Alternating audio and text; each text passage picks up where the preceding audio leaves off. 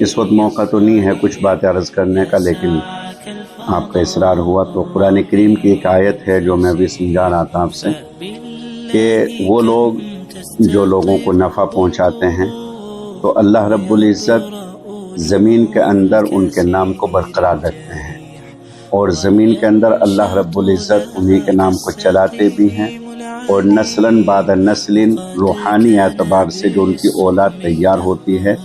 وہ ان کی تمام تر چیزوں کو اپنے سینوں سے، اپنے ذہنوں سے، اپنے قلب سے لگا کر کے محفوظ رکھتی ہے اور اس کی نشر و اشاعت کرتی ہے۔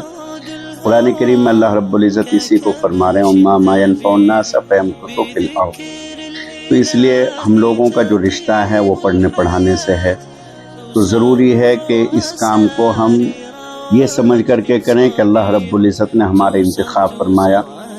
اور ہمارے لیے نیک بختی اور سعادت مندی کی بات ہے، ورنہ یقین جانیے کہ ایسے بھی لوگ ہیں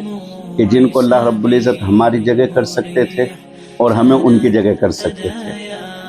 ان مکتبوں میں، ان مکاتب میں، ان مدرسوں میں یا خانقاہوں میں رہ کر کے بہت سارے فتنوں سے اور بہت ساری معصیتوں سے، گناہوں سے اور غلاظتوں سے اور بہت ساری لغو باتوں سے اللہ نے ہمیں محفوظ رکھا ہوا ہے۔ اب ہماری ذمہ داری یہ بنتی ہے کہ اتنے اچھے صالح ماحول میں رہ کر کے پھر بھی اگر ہم غلطیاں کریں، موبائل کے طریقے سے کریں یا کسی اور طریقے سے کریں، تو اس سے بڑی بدنصیبی اور کیا ہوگی کہ اللہ تعالیٰ نے ماحول اچھا دیا، اللہ رب العزت نے صالح ماحول میں ہمیں رکھا اور ایسے حالات ہمارے بنائے کہ نمازوں کی پابندی، اوقات تعلیم کی پابندی، پڑھنا پڑھانا، کتابوں کا سامنے ہونا اور قرآن کریم کا سامنے ہونا، اس کے باوجود پھر اگر ہم غلطیاں کرتے ہیں تو یقیناً یہ ہماری اپنی بدنصیبی اور محرومی کی بات ہے۔ تو جو اللہ کے رسول صلی اللہ علیہ وسلم کی حدیث میں نے ذکر کی کہ بہترین انسان وہی ہے جو لوگوں کو نفع پہنچائے، اور آپ علماء ہیں، آپ کو معلوم ہے کہ نفع ایک تو نفع دینی ہوتا ہے، ایک نفع دنیاوی ہوتا ہے۔ نفع دنیاوی یہ بھی مقصود ہے، لیکن نفع دنیاوی سے زیادہ جو مقصود ہے، جو ترجیح والی چیز ہے، وہ نفع دینی ہے۔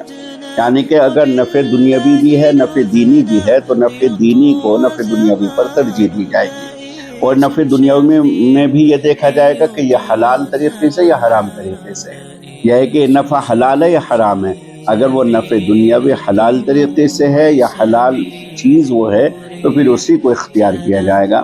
تو اگر کوئی آدمی نفع دینی کو دیکھے تو اللہ رب العزت کے فضل سے دنیاوی نفع بھی اس کو حاصل ہوتا ہے، اور اگر نفع دینی کے اوپر دنیاوی چیز کو دنیاوی نفع کو ترجیح دی جائے گی تو اس صورت میں پھر وہ بات حاصل نہیں ہو سکتی۔ تو بہرحال آپ ماشاءاللہ مکتب کا کام شروع کر رہے ہیں، شروع چل رہا آپ کا، اور بہت اچھے طریقے سے 2 طلبہ سے ماشاءاللہ 45 طلبہ وہ ہیں جن کے باقاعدہ ناموں کا اندراج ہے، اور آپ بڑھاتے جا رہے ہیں اس سلسلے کو مضبوطی کے ساتھ، استحکام کے ساتھ اور پوری مداومت کے ساتھ، اور رات دن کی محنت و جفا کشی آپ لوگ کر رہے ہیں۔ اللہ تعالیٰ بہت بہت اس کا صلہ اور بدلہ عطا فرمائے، اور اپنی شان اللہ اس کی جزائے خیر سے آپ کو نوازے۔ ہمیں تو بڑی مسرت اور خوشی ہوئی، اچانک ہم لوگوں کا نظام بنا،